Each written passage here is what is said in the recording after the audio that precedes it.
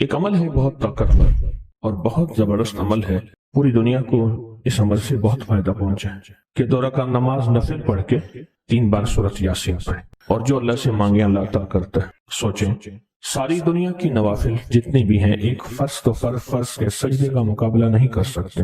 ساری دنیا کی نوافل فرض تو فرض ایک سجدے کا مقابلہ نہیں کر سکتے۔ اب فرض نماز پڑھی، اور فرض نماز پڑھنے کے بعد سورۃ یاسین 3 بار نہیں پڑھی، سینکڑوں بار پڑھی۔ پھر آپ نے نہیں پڑھی، اس وقت آن لائن پوری دنیا میں کتنے بے شمار لوگ ہیں جو تسبیح خانے کے ان اوقات کے مطابق انہوں نے اپنے آپ کو فارغ کیا ہے، خالی کیا ہے، اور سورۃ یاسین لے کر بیٹھے ہیں۔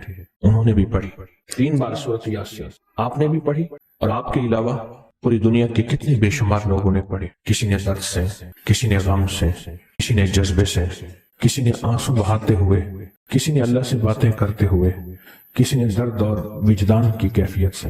یہ لمحہ قبولیت کا ہے، یہ لمحہ قبولیت کا ہے، اور اس لمحے دعائیں قبول ہوتی ہیں، فریادیں پوری ہوتی ہیں، آسیں امیدیں بر آتی ہیں۔ یہ بہت قبولیت کا لمحہ ہے، اور یہ بہت مقبولیت کا لمحہ ہے۔ جس عمل کی بات سورۃ یاسین پڑھی جائے، انفرادی پڑھنے سے 3 بار تو فائدہ ہوتا ہے۔ جس کو بھی میں نے یہ عمل بتایا، اس کو بہت فائدہ ہوا، اس کو بہت نفع ہوا۔ سوچیں، اجتماعی بیٹھ کے جب پڑھیں گے اس میں کتنا فائدہ ہوگا، اور اس فائدے پہ یقین ہو کہ جو کچھ ہوا ہے یہ فائدہ 100% ہے، اس میں کوئی شک نہیں ہے، اس پہ 100% یقین ہو، اس پہ 100% یقین ہو۔ عمل ہوا اور عمل پہ یقین نہ ہوا، عمل کی تاثیر ختم ہو جاتی ہے۔ عمل ہوا اور عمل کے اوپر اعتماد نہ ہوا، عمل کا فائدہ ہواؤں میں تحلیل ہو جاتا ہے، اور عمل کیا اور اس پہ شک ہوا، وہ شک عمل کی طاقت کو ختم کر دیتا ہے۔ اس پہ 100% یقین ہو۔ اتنے سارے لوگوں نے بیٹھ کے پڑھا اور یقین سے پڑھا۔ اور ایک بات اور ہے، اگر آپ سورۃ یاسین پوری نہیں پڑھ سکے، سورۃ یاسین بعض اوقات بعض بندے اٹک کے پڑھتے ہیں، اور دعا کا وقت ہو گیا، آپ چاہے بعد میں اس کو پوری کریں لیکن پوری ضرور کریں، میری طرف دیکھتے رہیں، پورا کریں لیکن اس سورت کو پورا ضرور کریں۔ اب سوچنا یہ ہے کہ اتنے طاقتور عمل میں نے دعا کون سی مانگنی؟ ایک تو پہلے یقین ہے انشاءاللہ کہ میری دعائیں قبول ہیں۔ اچھا، قبولیت کی وجہ سحری کا وقت، تہجد کا وقت، ایک۔ دوسرا قبولیت کی وجہ ایک مجمع کا اللہ کے لیے جمع ہو جانا۔ فرمایا جاؤں 40 پردیسی، 40 مسافر صرف اللہ کی رضا کے لیے جمع ہو کے دعا مانگے، اللہ ان کی دعاؤں کو رد نہیں کرتا۔ آپ میں سے تو 90% مجمع تو پردیشیوں کا ہے، 90% مجمع۔ اور قبولیت کی تیسری وجہ یہ ہے کہ آپ نے فرض نماز پڑھی، اور فرمایا فرض نماز کے بعد دعائیں قبول ہوتی، فرض نماز کے بعد دعائیں قبول ہوتی۔ اب قبولیت کی پہلی وجہ کیا ہے؟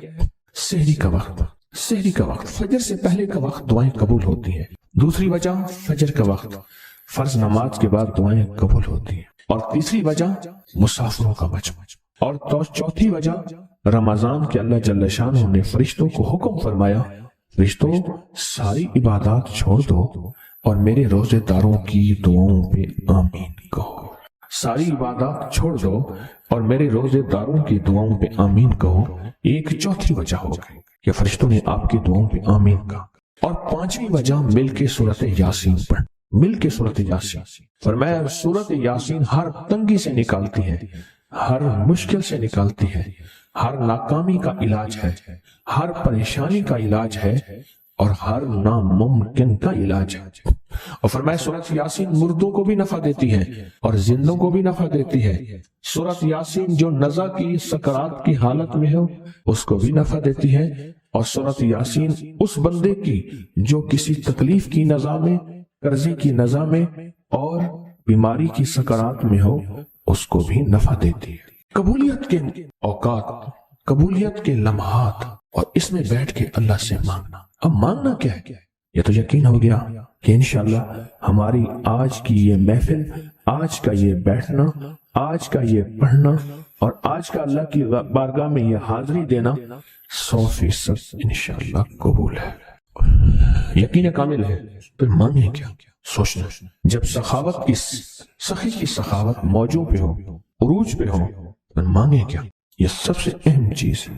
تو وہ چیز مانگے جو اللہ کے خزانے میں سب سے قیمتی ہے، وہ ہے ایمان، سب سے قیمتی۔ اور وہ سب کو نہیں دیتا۔ مال سب کو دیتا ہے، اپنے نہ ماننے والوں کو بھی اور اپنے ماننے والوں کو بھی، اپنے دوستوں کو بھی، بلکہ اپنے دشمنوں کو زیادہ دیتا ہے، زیادہ دیتا ہے۔ مال اپنے دشمنوں کو زیادہ دیتا ہے اور بعض اوقات اپنے دوستوں کو بھی زیادہ دیتا ہے، جیسے انبیاء میں سے حضرت سلیمان، حضرت داؤد، حضرت یوسف علیہ السلام، جیسے صحابہ میں حضرت عثمان غنی، عبد الرحمن بن عوف اور بے شمار صحابہ، اولیاء میں سے حضرت پیران پیر شیخ عبد القادر جیلانی اور بڑی بڑی ہستیاں۔ اللہ اس لیے دیتا ہے کہ یہ مومن یہ نہ سمجھے، تو سب سے پہلی چیز جو اللہ سے مانگنی ہے وہ ایمان مانگنا ہے۔ ساری دنیا مل گئی، سارا مال مل گیا، ساری حکومتیں اور ساری چیزیں ملی، ایمان نہ ملا تو ہم گھاٹے میں رہ گئے۔ ہمارا سودا گھاٹے کا سودا تھا، ایمان نہ ملا، ایمان نہ ملا۔ اللہ سے سب سے پہلے ایمان مانگنا۔ جو بندہ ساری عمر جو چیز مانگتا ہے، غور سے دیکھنا، غور سے سمجھنا، ساری عمر جو چیز مانگتا ہے، جو بندہ ساری عمر جو چیز مانگتا ہے، ساری عمر جو چیز مانگتا ہے، جو بندہ ساری عمر جو چیز مانگتا ہے، اگر نہ ملی، اللہ سچی طلب کی بنیاد پہ آخری وقت میں وہ چیز عطا فرماتے ہیں۔ کہ جو شخص یہ چاہتا ہے اللہ میری نسلوں کے لیے رزق کے دروازے کھلے رکھ، رزق کے روحانی اور رزق کے جسمانی، اللہ میری نسلوں کے لیے دنیا کی مہنگائیاں، حالات، کرائسس، ناکامیاں اور پتہ نہیں آگے مہنگائیوں کی صورتحال کیا ہوگی، لیکن اللہ مجھ سے اور میری نسلوں سے رزق نہ چھین، تو فرمایا اس شخص کو کہے کہ سورۃ فاتحہ پڑھ، اور سورۃ فاتحہ کو ایک بار پڑھ، اور جب پہنچ ایاک نعبد و ایاک نستعین، اس کو 40 منٹ ایسے وجدان، ایسے درد، ایسی کیفیت کہ کوئی دنیا کا کوئی فرد مجھے یاد نہ رہے سوائے اس کی ذات کریمی کے، اور اس کو دہرا دہرا دہرا دہرا، اس کو دہرا، اور کہا کہ میں نے وہ پڑھنا شروع کر دیا، میں نے پڑھنا شروع کر دیا۔ شیخ حامد کوفی کہتے ہیں کہ کوفہ میں ہمارے ہاں ایک رئیس تھا، اور لوگ اس کے در سے کھاتے تھے، اور لوگ اس کے در سے بہت لیتے تھے، اور بہت سخاوت چلتی تھی، اور سنا تھا کہ اس کے والد بھی ایسے رئیس تھے، اور سنا تھا اس کے دادا بھی ایسے رئیس تھے، اور یہ بات سنی تھی کہ اس کے دادا نے کوئی عمل کیا تھا، اور ایسا نہیں، دادا کے بڑوں نے، دادا نے نہیں، دادا کے بڑوں نے کوئی ایسا عمل کیا تھا جس میں اللہ سے نسلوں کے لیے رزق اور رزق کے خزانے منوائے تھے۔ کتنے لوگ ایسے ہیں، مال دولت چیزیں، ایسے حالات اور گردش میں آئے کہ ناموری سے گمنامی میں چلے گئے۔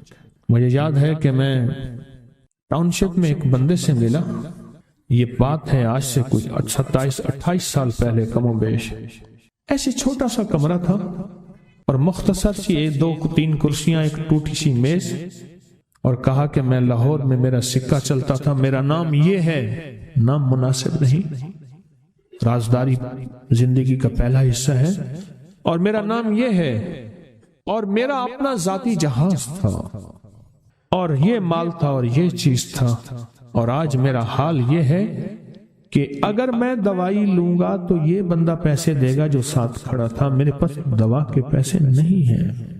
مجھ سے ایک ہمارے مخلص ہیں، وہ کہنے لگے کہ میرے والد جن کے پاس جاب کرتے تھے، ان کا بہت بڑا کاروبار تھا، انہوں نے اس دور میں 14,000 کی گاڑی لی تھی نئی، اور پھر 16,000 کی گاڑی لی، نئی گاڑی، کتنے کی؟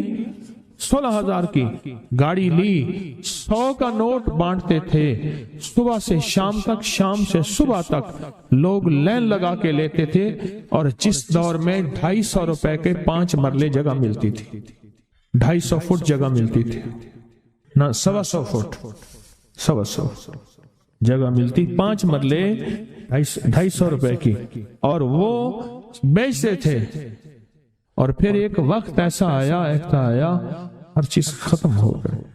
میرے پاس ایک ڈرائیور تھا، وہ کہنے لگا کہ میرے مالک ہیں جن کے پاس پہلے میں کام کرتا تھا، ان کے حالات آ گئے تو میں نے آپ کے پاس آپ کے ڈرائیوری کی، اگر رمضان میں کوئی بچا ہوا لنگر ہو تو انہیں بلا لوں، آپ دے دیں گے؟ تو ہم رمضان میں مجمع آتا تو کوشش کی جاتی ہے کہ ان کو کھانا تازہ کھلایا جائے، تو میں نے کہا ٹھیک ہے، کہا کہ کچھ پیسے بھی ہو جائیں۔ کون ہے؟ کہا کہ فلاں لاہور کا، نہیں جانتے آپ؟ ہاں جانتا ہوں، اتنی بڑی سوسائٹی ہے بڑی مالداروں کی۔ کہا یہ 28 مربع جگہ انہی کی تھی، اور آج سے 40 سال پہلے انہوں نے یہ جگہ بیچی تھی، اور اتنے کروڑوں میں اتنے میں بیچی تھی۔ اب وہ ایک چھوٹے سے مکان میں رہتے ہیں، سب کچھ ختم ہو گیا ہے، سب کچھ ختم ہو گیا ہے، اور ان کے گھر کھانا نہیں ہوتا، اور آپ اگر کھانا دیں گے تو ان کے گھر میں 2-3 وقت اچھا گزر جائے گا۔ میں اپنی نسلوں کے لیے تونگری منوا لے، اپنی نسلوں کے لیے رزق منوا لے، اپنی نسلوں کے لیے وسعت منوا لے۔ تو کہے کہ مال بہت ہے اور نسلوں کے کام آئے گا، مال رکھنا جائز ہے، حلال جائز ہے، لیکن یہ شرط نہیں ہے کہ وہ رہے گا یا نہیں رہے گا۔ یہ میری ساتھ چوک ہے، یہاں کرتبہ چوک، یہاں 2 پلازے مجھے ایک بندے نے بتائے، اب اس کے نہیں ہیں۔ کہا یہ اور یہ اس بندے کا ہے، فلاں نام کے بندے کا، اور اس کا آج کچھ نہیں رہا۔ اب وہ جس کسائی سے گلبرگ میں ہے، یہاں لاہور میں، جس سے بہت منو گوشت آتا تھا اور بڑے بڑے رئیس دعوتیں پکتی تھی، چپ کر کے جاتا ہے اور وہ کچھ پیسے اس کی مٹھی میں ڈال دیتا ہے اور وہ اس سے زندگی کا گزر بسر ہوتا ہے۔ میں یہاں لاہور میں فیروز پور روڈ پہ ایک جگہ گیا تو انہوں نے وہ جگہ پہ کھڑے ہو کے دکھایا، وہ سامنے جو بنگلہ ہے، میں نے کہا وہ تو محل ہے، کہہ رہے یہ اس بندے کا ہے، اب ایک کمرہ اس کو ہم نے دیا ہوا ہے، اور وہ بنگلہ وہ محل وہاں وہ کھڑکی اس طرف کی بند رکھتا ہے کہ میری نظر اس پہ نہ پڑے، وہ سب کچھ اس سے چھن گیا ہے۔ سنیں، یاد رکھیں، جو اللہ کے خزانوں سے ملتا ہے وہ تیری جیب سے جا نہیں سکتا، وہ دنیا کی جیبوں اور مالوں سے جو ملتا ہے وہ تیری جیب میں رہ نہیں سکتا۔ یہ جو عمل ہے نا، نسلوں کے لیے رزق منوانا، برکت منوانا، نسلوں کے لیے رزق منوانا، نسلوں کے لیے برکت منوانا، یہ جو عمل ہے، بس اب میں نے آپ کو عرض کیا نا کہ آپ پوچھیں کتنا دن کریں گے، میں نے کہا دل خود بولے گا، من خود بولے گا، اندر خود بولے گا۔ میں نے آپ کو کچھ واقعات سنائے ہیں، بڑی بڑی ہستیوں کے واقعات، بڑی بڑی ہستیوں کے واقعات۔ یہ اس میں سعودی عرب مکہ مکرمہ میں ایک جگہ ہے، اس کا نام خالدیہ ہے سوسائٹی۔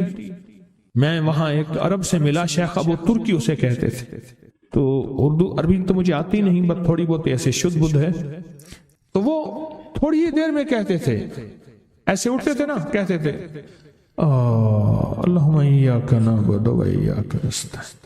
میری ان سے چند ملاقاتیں ہیں، بوڑھے تھے، بابے تھے، کہ ان کے بڑے آئے تھے، اصل میں خلافت عثمانیہ تھی تو ان کے بڑے ترکیہ سے آئے تھے، تو پھر مکے میں رہتے تو وہیں کے ہو گئے۔ ان کا جو خادم تھا وہ اردو بولنے والا تھا اور انڈیا کا تھا، اس سے میرا تعلق تھا۔ تو میں نے اس سے پوچھا، میں نے کہا تیرا جو ہے یہ بابا یہ کیوں پڑھتا ہے؟ یہ پتہ نہیں، میں سے پوچھ کیوں پڑھتا ہے؟ اس نے کہا جلالی بابا ہے تو کہے گا مجھ سے۔ میں نے کہا میرا کہے؟ اچھا، وہ میرے اشارے دیکھ رہا تھا، تو اس نے عربی سے پوچھا کیا کہتا ہے؟ اس نے ڈرتے ڈرتے کہا کہ جی آپ یہ کیوں پڑھتے ہیں؟ تو بڑا خوش ہو گیا، کہنے لگا پہلا بندہ ہے جس نے مجھ سے پوچھا، آج تو کسی نے پوچھا نہیں، پہلا بندہ ہے جس نے مجھے یہ پوچھا ہے۔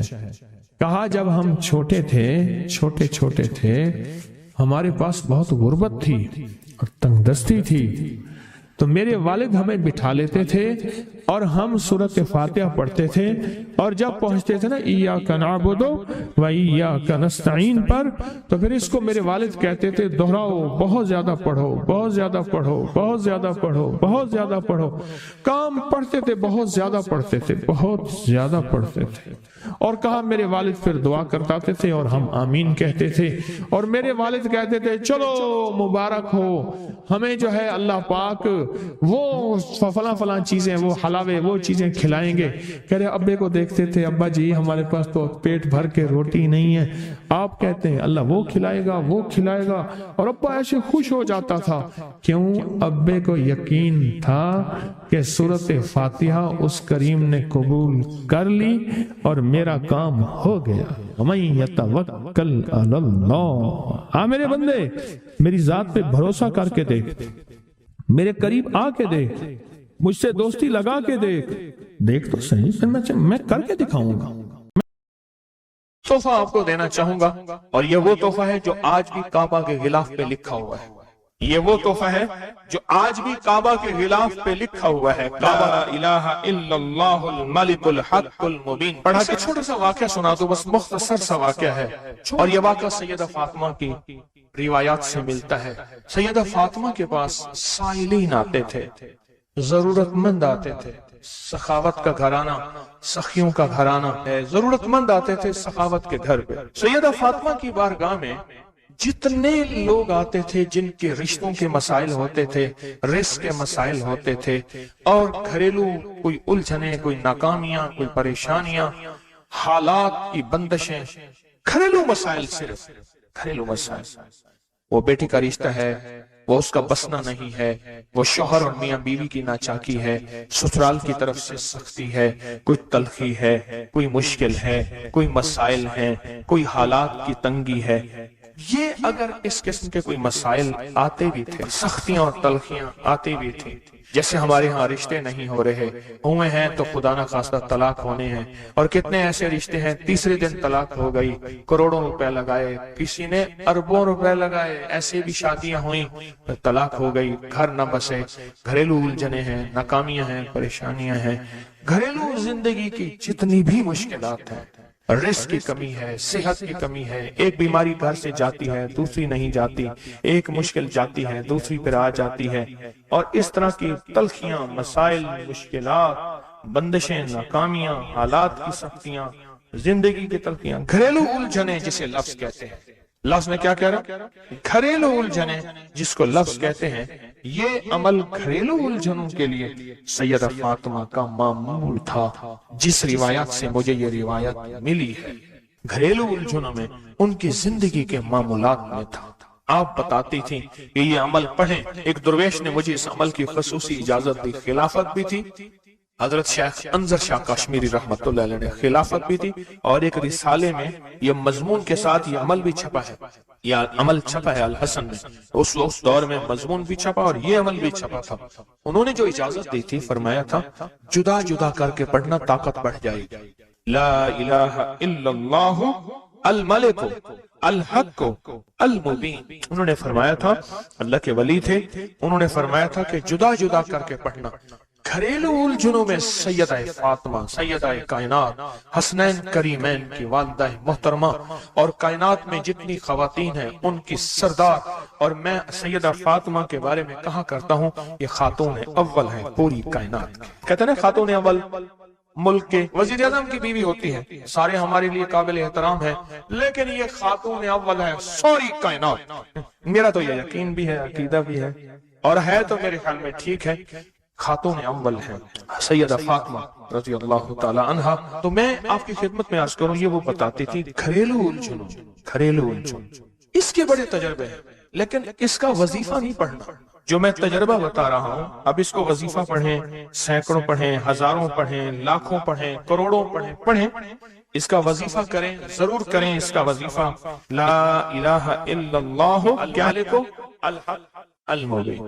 اس کو جدا جدا کر کے مجھے جس درویش نے اجازت دی تھی، اس کو پڑھنا نہیں ہے، اس کو تصور سے لکھنا ہے۔ یہ ذرا نقطہ یاد رکھیں، یہاں ذرا تھوڑی سی آپ کی توجہ چاہیے۔ پڑھیں گے تو لکھیں گے، لیکن پڑھنے سے مراد اس کی تسبیح، اور اس کی تسبیح ہیں، کتابوں میں روایات ہیں، وہ آپ کر سکتے ہیں، لیکن اس وقت جو میں آپ کو عمل بتا رہا ہوں، اس وقت جس عمل کی آپ کو اجازت دے رہا ہوں، وہ عمل ہے اس کو تصور میں لکھنے کا عمل۔ وہ عمل مجھ سے ذرا تھوڑی سی توجہ سے لے لیں۔ آپ جس زندگی کے گھر کے جس مسئلے کو حل کرنا چاہتے ہیں، اس کے اوپر تصور ہی میں اس کو لکھیں۔ چلو آپ ایسا کریں، آپ کی اولاد ہے، گھر ہے، اس کے اوپر لکھیں، ذرا تصور میں لکھیں۔ لا الہ الا اللہ الملک الحق المبین۔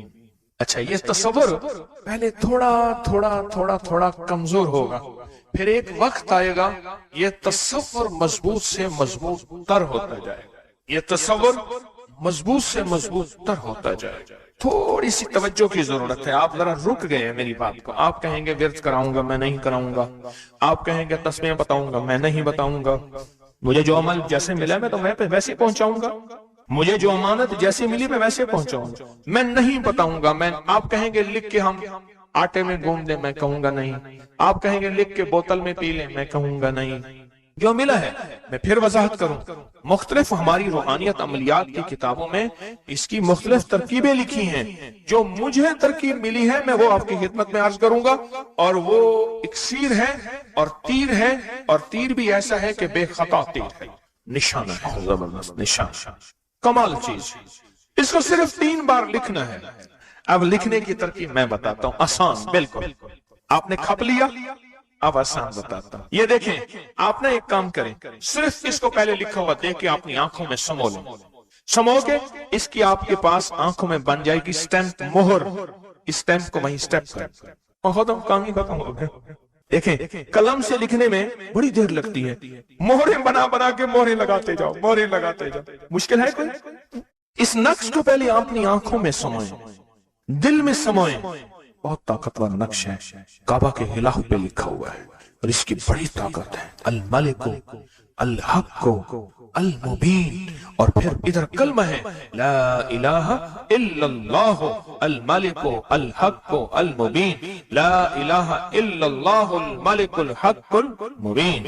آنکھوں میں اس کو آنکھوں میں لے لیں، اس کا عکس لے لیں، آنکھوں میں اس کا عکس لے لیں۔ چلو یہ بتا دیں، جس بندے نے کسی بندے کو قتل کیا ہو اس کی آنکھوں میں کس کا عکس ہوتا ہے؟ قاتل کا عکس ہوتا ہے، اور وہیں سے قاتل کے عکس کو نکال کے اسی وقت دکھا دیتا ہے۔ جو قاتل جس نے کسی کو قتل کیا ہے جب وہ مرتا ہے اس کی آنکھوں میں اسی کا عکس ہوتا ہے۔ کسی نے سنا یہ واقعہ؟ آپ صرف اپنی آنکھوں میں عکس لے لیں ان لفظوں کا، کیا کریں؟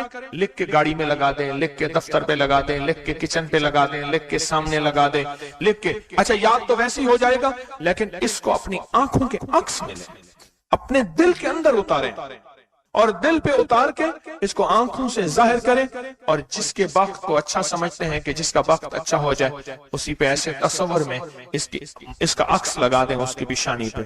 کہیں آپ چاہتے ہیں کہ وقت نصیب ہو، اولاد کا مقدر ہو، نصیب ہو، رحمت ہو، عزت ہو، برکت ہو، بیوی، گھر، بہن، بیٹی، ماں، کوئی نعمت گھریلو زندگی میں، اچھا کہیں گڑبڑ ہو رہی، وہیں اس کا عکس لگا دیں، اور اس کا عکس لگا کے کہیں اے اللہ کا کلام میرے بس میں نہیں، تو اپنا کرشمہ دکھا۔ اے اللہ کا کلام میرے بس میں نہیں۔ کتنے بزرگ ایسے گزرے ہیں، کسی نے تعویذ مانگا اور لکھ کے دے دیا، اللہ میں جانتا نہیں، یہ مانتا نہیں، تیرا بندہ ہے تو اس کا کام کر دے، اللہ اس کا کام ہو گیا۔ ایک بزرگ تھے، سنو، ایک بزرگ تھے کہیں سفر سے آئے، تو ان کا سوار بھی تھا، گدھا بھی تھا، کسی نے ان کو گھر دے دیا، تو گدھا بھی، بارش شروع ہو گئی، سردی تھی، تو گدھا جو ہے وہ بھی اندر کمرے میں آ گیا، وہ بھی آ گئے، تو ادھر جو ہے اس کی زچگی تھی، درد ذہن شروع ہوا، اس نے کہا بابا جی کوئی تعویذ دے دو، انہیں تعویذ لکھ کے دے دیا کہ یا اللہ میں بھی اور میرا گدھا بھی محفوظ ہو گیا، تو جان تیرا بندہ جانے اس کا کام کر دے۔ وہ تعویذ کام کر گیا، آج بھی وہ تعویذ کام کرتا ہے، آج بھی کام کرتے ہیں۔ ہماری روحانیت کی کتابوں میں اور ابکری میں بھی چھپا ہے، فارسی کا شعر ہے۔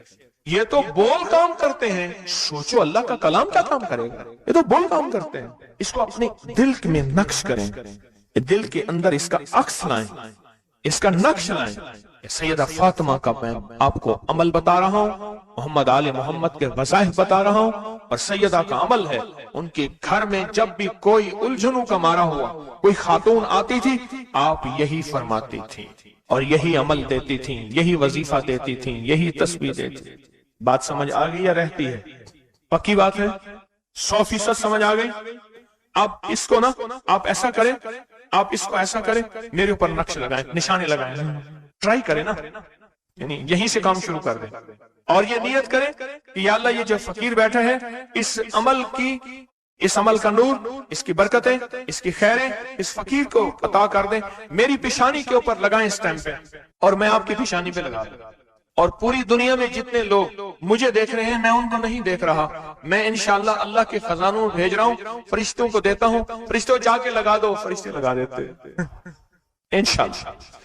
بہت چھوٹا سا عمل، بڑا طاقتور کام اس کا بتائے گا آپ کو۔ میرا چھوٹا آن محمد چھوٹا سا تھا نا، اس کو کچھ چھیڑتا تھا، کہتا تھا بابا جی بتاؤں گا، مجھے بھی دھمکی دیتا تھا، کہہ رہے بابا جی بتاؤں، کہتا بابا جی کوئی بلاؤ گی، مجھے بھی دھمکی دے کے کہتا تھا، کہہ رہے بابا جی بتاؤں گا، بابا جی بتاؤں گا۔ تو یہ وظیفہ بتائے گا انشاءاللہ، یہ وظیفہ آپ کو بتائے گا کہ اس کا نقش کی طاقت اور تاثیر کیا ہے، کیا ہے۔